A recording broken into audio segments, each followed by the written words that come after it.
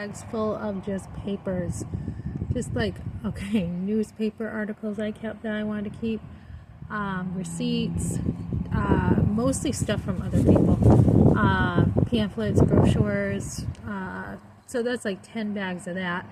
And then I have these boxes, and then I have stuff that can't be recycled, so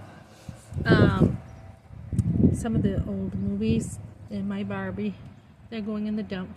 So I would recommend, when you have a housing crisis like we did, try to get as much as you can done before this happens. But I know it's unpredictable. I talked to other people too who are only like, we only had like 2003, our landlord evicted us, and it was all COVID related, and we only had like a few months to get everything. So I mean, what can you do when you have something like this? You just gotta do the best you can.